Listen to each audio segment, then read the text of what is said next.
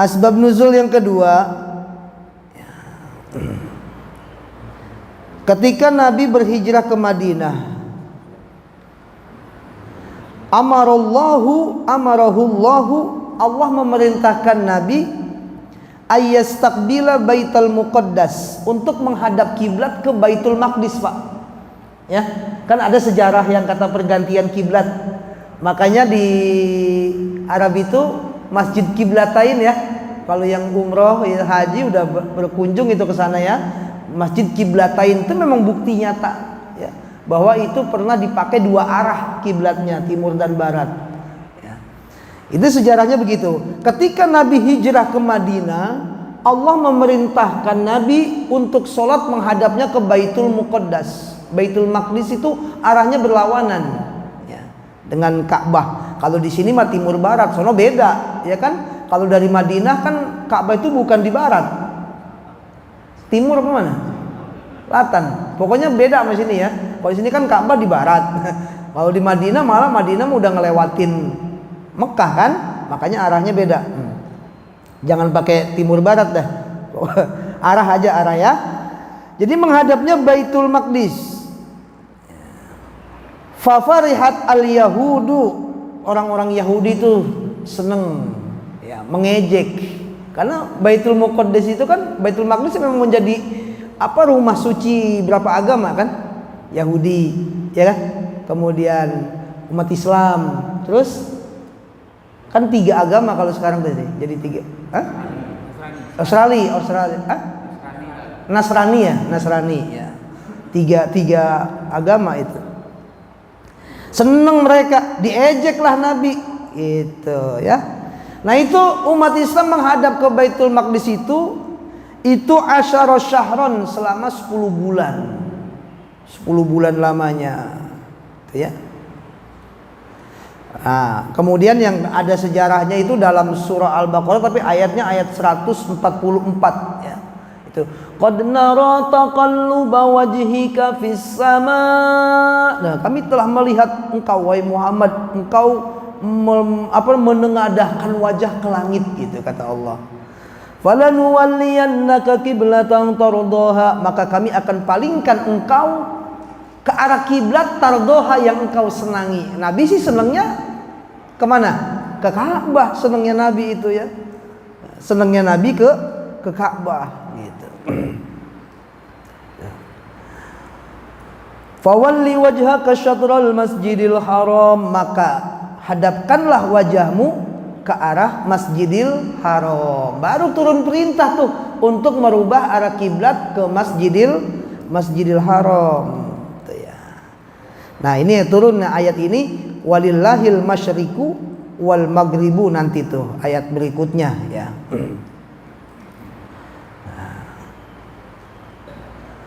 Wa kana yuhibbu kiblata Ibrahim, kiblata Ibrahim. Nabi menyukai, senang sama kiblatnya Nabi Ibrahim, yaitu Ka'bah. Wa kana yad'ullaha, dan Nabi berdoa kepada Allah. Wa yanzuru ila sama, memandang ke langit. Fa anzalallah, maka Allah menurunkan fawallu wujuhakum syatrah. Itu ya, ayat ini 114. Fawallu wujuhakum syatrah. Ayat yang 144 maksudnya ya. Nah ini, jadi waman azlamu mimman mana'a masajidallahi ayyudhkara fiha ismuhu. Itu dulu di zaman Rasulullah dihalang-halangi untuk mau sholat ke Ka'bah. Kalau sekarang ada enggak orang menghalangi orang ibadah di masjid? Nggak ada ya. Kemarin ada di berita Pamekasan Pak Haji itu, masjidnya disegel sama kepala desa. Beda, motifnya beda. Karena itu mengajarkan, ya kalau dibilang masyarakat situ aliran yang nggak jelas. Nah itu, makanya kalau bikin rumah ibadah, ya aturannya kan jelas. Masyarakat sekitar kepercayaannya mayoritas apa, kan gitu.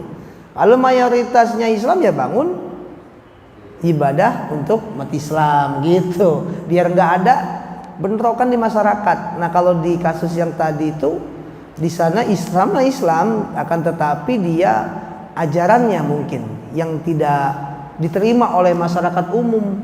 Kalau di sana kan kebanyakan amaliyanya Ahlussunnah wal Jamaah Nahdlatul Ulama gitu ya. Ini dia ajaran yang berlawanan dengan Ahlussunnah Nahdlatul Ulama, yang kalau dia ngajarinnya bahwa zikrul maut itu haram. Ya orang sana teriak semua. Kalau di sana kan, kalau kita Pak di sini tahlilan berapa hari? 3 hari, 7 udah cakep banget ya di sini. Kalau di sana bisa 40 hari orang tahlilan gitu kan. Nah, udah seperti wajib padahal sunnah, nggak wajib. Nah tiba-tiba ada ustadznya di masjid itu ceramahnya begitu, bahwa zikrul maut haram. Ya digerebek Pak sama warga, sama kepala desanya ikut, dia ngegel malah. Nah itu ya. Nah itu bukan termasuk menghalang-halangi, bukan ya. Kalau individu mungkin sekarang ada, umpama ada rasa kita nggak suka sama masjid ini, atau nggak suka sama pengurus atau panitia ini itulah, kan suka ada panitia tuh. Nah mungkin dia mencegah dirinya untuk kesini, mencegah siapa. Nah itu nggak boleh. Kita kalau nggak seneng sama orang silahkan, nggak seneng sama pengurus atau panitia silahkan. Tapi kalau urusan sama Allah nggak boleh terpengaruh. Iblis itu sama Allah tetap taat Pak, walaupun dia ada selek sama Adam. Giliran sama Adam selek dia, tapi di hadapan Allah dia taat. Malah lebih taat dari kita. Dia tugasnya menggoda manusia. Sampai detik ini, sampai kiamat masih goda. Taat dia. Ya.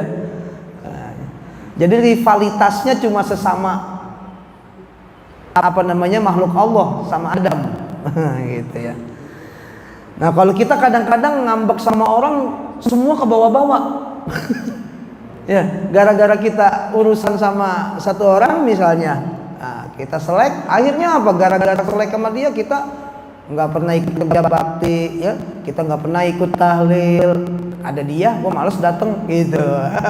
Gara-gara rivalitas dengan orang, akhirnya ke bawah-bawah semua. Ini salah. Ya. Kalau urusan sama Allah, nafsi-nafsi udah ya.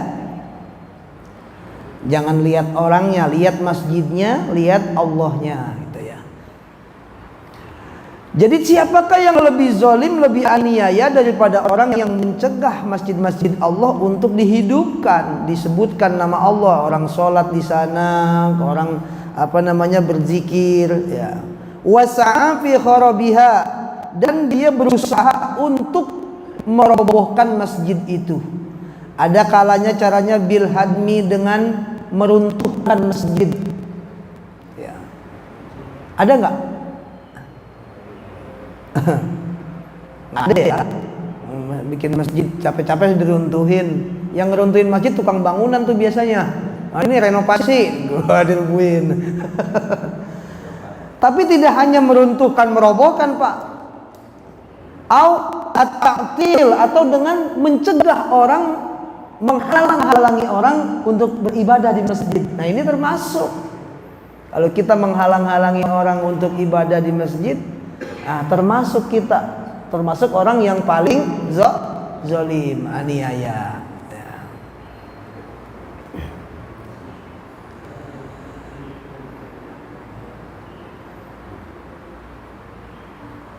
Ulaika ma kana lahum ay yadkhuluha illa khaifin. Mereka itulah orang-orang yang mencegah orang untuk ibadah di masjid Allah itu. Mereka itu maka lahum, tidak patut lahum bagi mereka ay yadkhuluha, masuk ke dalam masjid, illa khaifin, kecuali dengan rasa takut ya, atau tidak aman.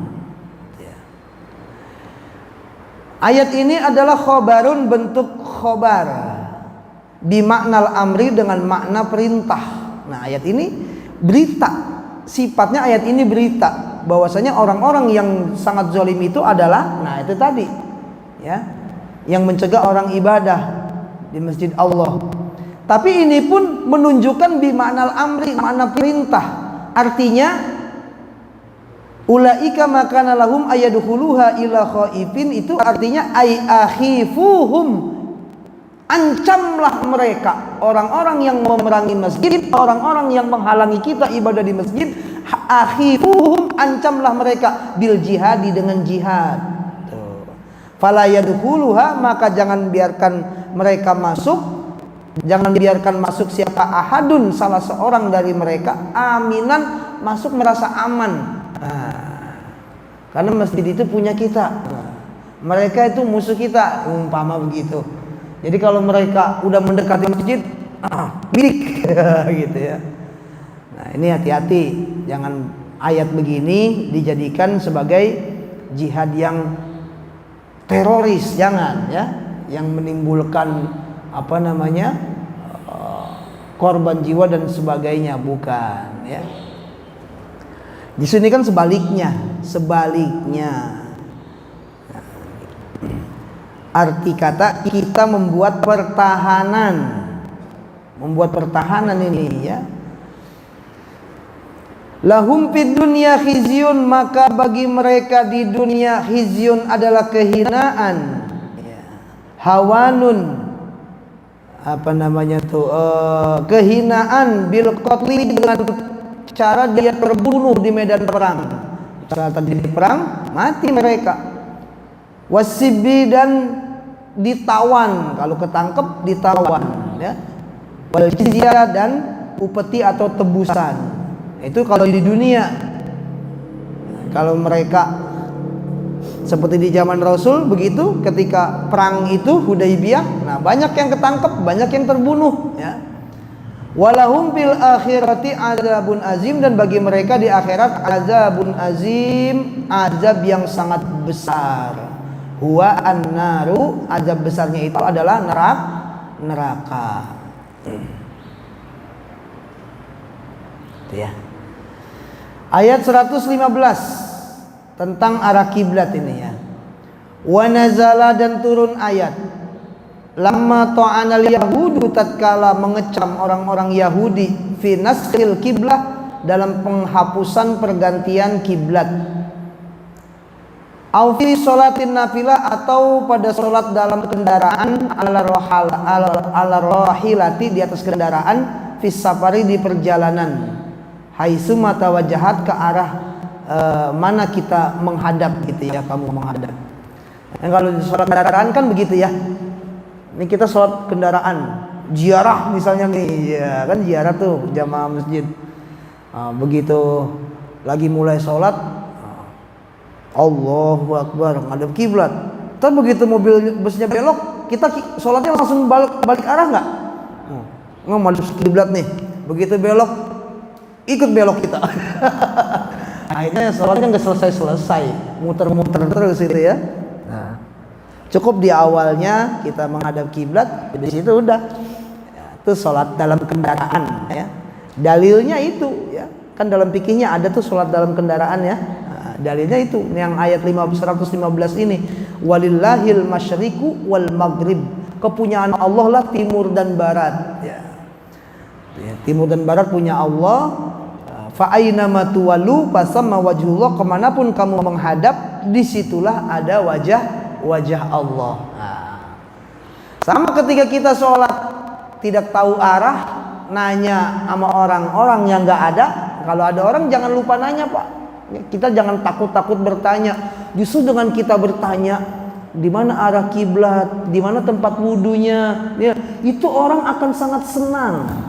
Karena kita memberi kesempatan dia untuk berbuat baik sama kita. Pasti habis sholat dia negor kita tuh. Dari mana Pak emangnya? Oh, jadi ada silaturahminya, ada perkenalannya ada. Nah, tapi kalau saat itu nggak ada orang sama sekali, kita ada di tempat yang nggak ada tanda-tanda masjid Allah atau tanda arah kiblat mana, kita sholat, kan kita berijtihad. Kita yakin atau di tempat teman kita itu emang nggak ada arah kiblat, orangnya lagi nggak ada, kita sholat aja udah Allahu Akbar. Ngadepnya ternyata ngidul. Ya kan, ngidul tak, ngidul selatan. Apa begitu yang punya rumah datang, salah kiblatnya, belok kanan lah kau gitu kan. Nah, kebetulan temennya orang mana Medan itu ya. Ya, akhirnya kita nggak pakai ngebatalkan sholat kan, tapi langsung arahnya aja kita ubah menghadap ke kiblat seperti itu. Terus yang tadi kita ngadep kidul sah tetap, karena itu dalilnya fa aina matuwallu fasamma wajhullah. Kemanapun kau menghadap, di sana wajah Allah. Dengan catatan, kalau dalam ilmu fikihnya, kalau kita betul-betul tidak tahu arah kiblat, tidak ada tempat bertanya. Ya kalau di masjid tiba-tiba kita ngadep ngidul sholatnya, kemudian ditegur sama Pak Haji Paturosi, gini kiblatnya salah. Jadi baca ayat fa inna ma tuwallu fasamma wajhullah, digetok kita. Ini kan dalam keadaan darurat, yang artinya yang keadaan kondisional tertentu. Ini mah udah jelas kiblatnya ke sana ya. Yang kadang-kadang orang ada yang nyeleneh kan gitu, dipakai dalil ini ya.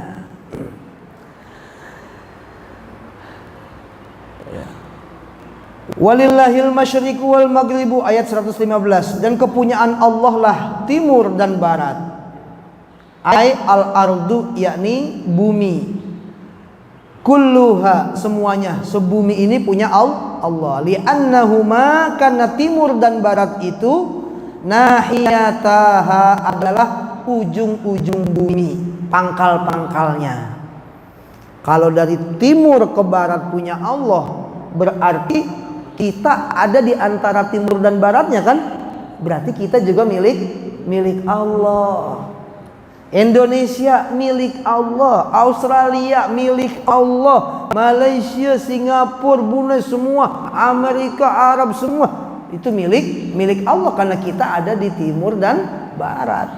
Di antara timur dan barat, kompas aja begitu kan, timur barat semua.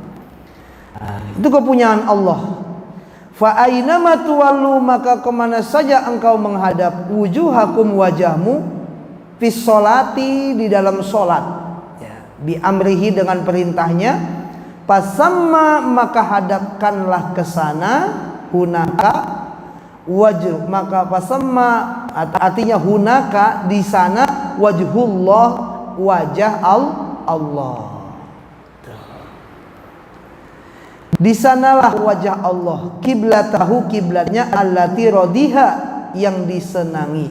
Innallaha wasi'un alim, sesungguhnya Allah sangatlah luas. Yasa'u fadluhu, maha luas karunianya, ala kulli syai' alimun, dan maha mengetahui bitadbiri khalqihi, dengan pengaturan hamba atau makhluknya. Ini yang ayat tadi itu ya. Makanya tatkala sudah turun ayat yang 144 tadi tuh yang tentang perubahan arah kiblat ya. Sementara sahabat Nabi saat itu sholat masih menghadap Baitul Muqaddas ya. Di tengah-tengah sholat rakaat kedua ada sahabat yang baru datang dan teriak, tidak tahukah engkau bahwasanya Nabi telah merubah kiblat ke Masjidil Haram, telah turun perintah Allah. Nah maka yang lain itu, kalau kita misalnya ada yang ngomong begitu di belakang, langsung pada nengok, apa benar gitu, batal salat kita ya kan. Kalau sahabat Nabi memang kepercayaannya betul-betul amanah tuh dijaga, sehingga ucapannya tuh nggak pasti, udah pasti benar, nggak bohong. Maka saat itu semasjid langsung balik arah Pak, tuh, balik arah, karena baru sampai, karena belum ada WA gitu ya. Kalau sekarang kan di WA langsung, WA grup lagi kan, langsung just arah kiblat berubah. Maka yang ada di Masjid Simpruk, yang ada di Istiqlal, yang ada di mana-mana langsung tahu perubahan kiblat. Ya, dulu kan belum. Ya. Jadi Nabi udah pakai, sahabat masih belum yang di masjid mana itu ya. Yang dari Madinah mau ke arah Mekah. Ya. Tapi begitu dikabarkan langsung berubah. Tuh. Nah ayat ini juga masuk dalam nanti ilmu kalam, ilmu tasawuf ya, ilmu akidah bahwa wajah Allah itu ada di mana-mana. Nah, ini mesti akidah kita benerin. Kalau ada di mana-mana, konotasi kita banyak, Pak. Ya kan? Yang lagi viral apa? Makanan. Itu ada di mana-mana, berarti banyak. Ada di mana-mana, di Ciledug ada, Pondok Aren ada, Bintaro ada gitu. Tapi yang dimaksud Allah di mana-mana bukan Allah banyak, Pak, tapi Allah maha meliputi. Maha meliputi. Ya. Ibarat kita menengadah ke atas langit, Pak. Kita ke Ciledug ke atas langit. Kita ke puncak Bogor ngadep ke atas langit. Kita ke Bandung ke atas ya langit. Apa langitnya banyak? Enggak, langitnya satu, itu juga. Cuma langit ini meliputi kita, sehingga di bumi manapun kita berpijak, kita bernaung di atas langit. Itu gambarannya seperti itu. Kita di mana-mana ada Allah, menghadap kemanapun menghadap wajah Allah. Bukan Allahnya banyak, bukan, tapi karena Allah meliputi kita semua. Kita ada di dalam Allah. Kan Allah maha meliputi. Tuh. Makanya pantas. Yang kita ngapain aja ketahuan pantas. Ya. Karena kita begitu kecil di hadapan Allah. Tuh, ya. Allah maha meliputi. Nah itu ayat 116 sekarang. Berarti habis tuh tentang arah kiblat ya. Nanti ketemu lagi Al-Baqarah 144 tuh ya, tentang perintah perubahan arah kiblat. Ya. Itu penting itu ya. Suatu saat kita kemana-mana nggak tahu arah, nggak mau nanya. Ini ya, jangan pakai pepatah yang berbunyi malu bertanya, nggak mau nanya. Ya udah, nggak tahu beneran. Kalau pepatah yang bener kan malu bertanya sesat di jalan. Makanya kalau ini nanya, ya, jangan segan-segan kita bertanya. Ya. Ini mah kita nanya belum, udah ijtihad aja untuk arah kiblat. Jangan, salah ya. Sama kayak konsep tawakal, Pak. Tawakal itu kita berserah dulu atau usaha dulu? Usaha dulu baru tawakal. Kalau Bapak misalnya motornya diparkir di depan rumah, di pinggir jalan, kuncinya nyantel, ya. Kemudian BPKB, SNK ada di jok, terus Bapak tawakal. Bukan tawakal, itu mah ngasih ya JRW. Ngasih itu mah. Tawakal itu kan kita usaha dulu. Kuncinya kita kunci setang, kalau perlu kita tambah kunci gembok. Ya, udah berserah. Enggak hilang alhamdulillah gitu ya. Hilang udah usaha. Itu baru namanya tawakal. Jadi usaha dulu baru berserah. Sama dengan arah kiblat, kita usaha dulu. Kedengeran azan tuh, samperin. Kan azan dari masjid, dari musola. Nah, berarti kita bisa sholat di situ. Nah ini nggak ada suara azan, nggak ada suara kumandang azan tempat ibadah masjid, nggak ada. Nah, ada orang tanya, ya tanya. Ini mah masjid ada, orang ada, nggak bertanya-tanya lagi. Ini masjid apa sih bentuknya kotak begini? Nggak ada tempat kiblatnya nih. Kalau gini kan ada mihrabnya nih, ya gitu kan tempat imam. Kan ada masjid yang lurus aja. Mana arah kiblatnya? Karpet nggak ada, gitu kan? Kan karpet digulung semua tuh waktu itu ya. Dia bingung, dia gelar aja. Orang mah tanya, merbotnya tanya, orang yang ada di situ udah pengen sholat aja. Tahu-tahu sholat yang ngadep timur. Ya. Jadi bertanya dulu, baru kalau tidak ada yang bisa ditanya, kita berijtihad, gitu ya. Kalau setelah berijtihad ternyata salah, setelah ada yang benerin tetap sah.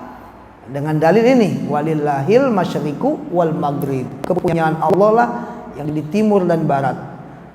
Fa ainama tuwallu fasamma wajhullah. Demikian tafsir ayat 114 dan 15. Selanjutnya ayat 116.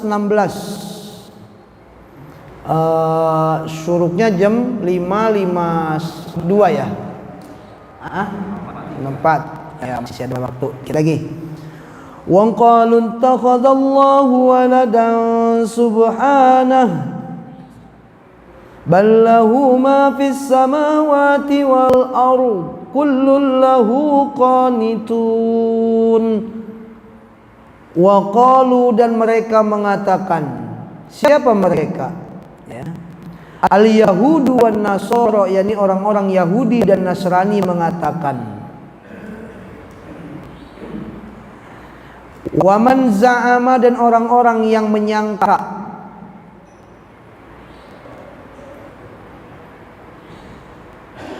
annal malaikata, bahwasanya malaikat itu banatullahi, adalah anak-anak Allah. Jadi ini orang-orang Yahudi Nasrani, mereka menyatakan bahwa malaikat itu anak-anak Allah. Jadi Allah punya anak. Banyak benar dong anaknya. Yang wajib dikenal ada 10. Ya, dari Jibril, Mikail, Israfil, Israil, Munkar, Nakir, Raqib, Atid, Malik, Ridwan. Belum yang lain-lain. Ya. Kata mereka itu anak Allah. Wa qalu, dan mereka itu mengatakan, ittakhadzallahu waladan, Allah telah mengambil atau menjadikan anak. Apa jawab Allah? Qala ta'ala, berfirman Allah, subhanah, maha suci Allah, tanzihan lahu, ya, sebagai pensucian daripada qaul atau ucapan orang Yahudi Nasrani yang mengatakan bahwa Allah memiliki anak. Ya. Kalau kita kembali pada surah Al-Ikhlas itu kan surat tauhid. Tauhid itu kita harus betul-betul ikhlas. Jadi mohon maaf, kadang kita baca surat Al-Ikhlas itu kan konotasi ikhlas kita itu duit. Ya, kalau orang kagak dibayar ikhlas namanya. Kalau dibayar kagak ikhlas, bukan. Nggak ada kaitannya sama sekali sama duit, sama materi, nggak ada. Ikhlas itu masalah tauhid. Lihat surat Al-Ikhlas tuh. Nama surat Al-Ikhlas satu-satunya tuh Al-Ikhlas, yaitu Qul huwallahu ahad. Tentang apa? Materi? Enggak. Dunia? Enggak. Ya tentang tauhid. Tentang tauhid. Jadi bertauhid itu, Pak, berakidah itu, bertuhan itu mesti ikhlas, kholis, bersih, murni, pure. Tuh. Ya. Ini kadang-kadang kita ngerti ini salah gitu ya. Ada ustadz ceramah, Ustadz, maaf ya, ini mah dikit doang buat beli sabun gitu ya. Udah itu ustadznya polos bener, pulang-pulang mampir di Alfa, dia beli sabun seplastik. Semuanya dibeliin sabun. Ya. Bukan soal itu ya. Ikhlas itu soal ketuhanan. Nah, makanya nih Allah ini di sini tanzihan, Allah mensucikan bahwa Allah itu tidak mengambil atau menjadikan anak. Ballahu ma fis samawati wal ar, akan tetapi bahkan bagi Allah lah sesuatu yang ada di langit dan di bumi. Jadi yang di antara langit dan bumi, timur dan barat, semua milik Allah. Kalau milik, nih tafsirnya ya, milkan wa khalqan wa abidan. Milkan, hak milik Allah, wa khalqan, makhluk, wa abidan, dan hamba, wal milkiyatu, dan kepemilikan itu tunafil wilada, menghilangkan unsur keturunan, unsur anak. Jadi karena semuanya yang ada selain Allah, makhluk-makhluk itu milik Allah. Ya malaikat, ya iblis, ya nabi, ya manusia, ya hewan, ya tumbuhan, ya air, ya laut, ya darat, semua planet-planet, semua milik Allah. Kalau milik Allah, punya Allah, ya ngapain Allah pakai ngambil anak? Emang udah punya dia. Kalau kita ngambil anak kan punya orang, kita adopsi anak nih, punya orang kita adopsi. Lah kalau anak sendiri ngapain kita angkat anak? Tapi ada orang Betawi ngangkat anak ya, anaknya diangkat-angkat gitu. Diuluk-uluk. Kalau bahasa Betawi diuluk-uluk tuh, diangkat-angkat. Orang udah punya Allah ngapain pakai ngambil kan gitu. Ini anak kita masa lagi ngambil anak kita. Kalau ngambil anak kan ngadopsi anak orang lain kan gitu. Nah, karena itu adalah milik Allah, maka tidak perlu Allah itu punya anak ya. Kullun lahu qanitun, dan semuanya itu lahu kepada Allah, qanitun muti'una, taat kepada Allah. Ya. Hewan taat pada Allah, tumbuhan taat pada Allah, iblis taat pada Allah. Manusia nih yang kadang-kadang ya, manusia nih kita yang kadang-kadang gitu kan. Nah, makanya kata malaikat, ente kadang-kadang ente gitu. Ya. Pohon aja, pohon tegak berdiri awalnya Pak. Begitu baru muncul daunnya tegak. Tapi lama-lama akan turun sampai dia layu itu daun. Kalau belum jatuh dia lebih turun lagi. Artinya dari berdiri dia ruku, dia sujud, begitu konsepnya. Gitu ya. Tapi kalau ngerti bahasa binatang, nah. Kalau yang punya burung, pahamin bahasa burung Pak. Ya. Paham nggak bahasa burung? Saya punya burung di sini, Pak Cipta. Ayam. Nah, pahamin bahasa ayam. Kalau dia itu dia ngomong apa? Sholat subuh. Sholat subuh gitu. Yang punya masih tidur umpama. Nah. Pahamin. Itu mereka bertasbih ya. Yusabbihu lahu ma fis samawati wal ardh. Bertasbih kepada Allah yang ada di langit dan di bumi, semua bertasbih.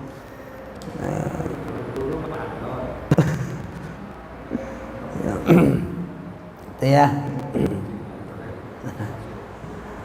Baik itu yang berakal maupun yang tidak berakal, semua itu milik Allah ya. Ya kayak manusia itu yang berakal sempurna, ada lagi yang tidak sempurna seperti hewan dan sebagainya. Satu ayat lagi 117, badi'us samawati wal ardh wa idza qada amran fa innama yaqulu lahu kun fayakun. Badi'us samawati wal ardh, penemu langit dan bumi. Kalau dalam tafsirnya muwajjiduhum, pencipta langit dan bumi ya. Penemu itu artinya yang pertama kali, bukan penjiplak. Kalau penjiplak itu pengikut, bukan penemu. Kayak misalnya penemu listrik siapa? Thomas Alva Edison. Dia berarti penemu listrik pertama, kan gitu. Nah, ini penemu langit dan bumi, berarti pencipta langit dan bumi pertama Allah. Tapi nggak ada setelahnya, ya kan? Nggak ada setelahnya. Ada yang coba-coba bikin matahari tuh, Cina. Berapa jam bisa mengudaranya tuh matahari buatan Cina. Habis itu ya mati lagi. Matahari dibikin Cina tuh. Ya. Muwajjiduhum, pencipta langit dan bumi ya. La ala misalin sabakin, bukan mencontek meniru yang sudah sebelumnya. Enggak, Allah tuh penemu ya. Pelopor, pencipta. Jadi nggak mencontek yang lainnya ya. Wa idza qada, dan apabila hendak menentukan, arada menginginkan, amron satu urusan, ai ijaduhu yang ingin dia wujudkan, Allah kepengen ya, kepengen. Makanya Bapak yang namanya sifat Allah itu yang ada 20 ya. Sifat 20 itu ya. Itu juga ada di diri kita Bapak ya, makanya kadang kita juga ada rasa kepengen ini, kepengen itu, timbul kreativitas tangan kita, bikin ini, bikin itu, bisa ya, karena memang 99 Asmaul Husna ada di kita ya, ada. Fa innama yaqulu, jika Allah hendak menjadikan satu urusan, menciptanya, fa innama yaqulu, maka sesungguhnya Allah akan mengatakan lahu, kepada keinginannya itu yang diwujudkan itu, kun, jadilah, fayakunu, maka jadi, ya, kun fayakun, jadi maka jadi, ya, itu kalau dalam surah Yasin ayat 82, ya. Innama amruhu idza arada syai'an ay yaqula lahu kun fayakun. Tuh, ya.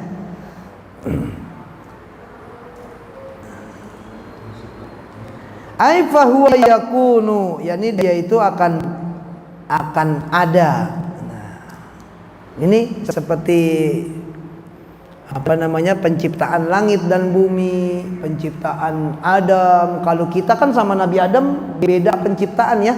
Dulu di ayat 30 sudah kan. Kalau Adam kan penciptaannya betul-betul memang dari awal. Nah, kalau kita kan sudah selesai proses, ya, berupa barang jadi dari setetes air mani itu, ya, itu kita. Kalau Adam dulu betul-betul dari awal dibentuk, ya, betul, karena manusia pertama. Nah, para hadirin yang Allah muliakan, ini baru sampai di ayat 117, ya. Nanti kita lanjutkan lagi di ayat 118. Udah beda tema lagi, ya. Berarti nanti ketemu di bulan Sya'ban, ya.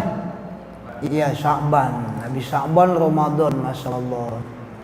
Tidak terasa, ya, cepat sekali. Namun kita mohon pada Allah agar kita dipanjangkan umur sampai pada bulan suci Ramadan dan diberikan kekuatan untuk mengisinya dengan amalan-amalan ibadah, ya. Sebab yang namanya bulan Sya'ban pasti datang, bulan Ramadan pasti datang. Tapi kita ada apa enggak, ini yang belum tahu. Ya, kita ada apa enggak, kita ikut rombongan apa enggak, belum tahu. Makanya kita doa, Allahumma barik lana fi Rajaba wa Sya'bana wa ballighna Ramadan. Wallahu a'lam bissawab. Al-Fatihah. A'udzu billahi minasy syaithanir rajim. Bismillahirrahmanirrahim. Alhamdulillahi rabbil alamin. الرحمن الرحيم مالك يوم الدين إياك نعبد وإياك نستعين اهدنا الصراط المستقيم صراط الذين أنعمت عليهم غير المغضوب عليهم ولا الضالين. Amin amin ya arhamar rahimin. Irhamna Allahumma bihaqqil Fatihah wa bi karamatil Fatihah wa bi syafaatil Fatihah wa bi mujizatil Fatihah. Allahumma faqina fahman nabiyyin wa fahma ulamaikal muqarrabin bi rahmatika ya arhamar rahimin. Dawum bi subhanakallahumma wa tahiyyatuhum bi salam wa akhiru dawahum alhamdulillahi rabbil alamin. Assalamualaikum warahmatullahi wabarakatuh.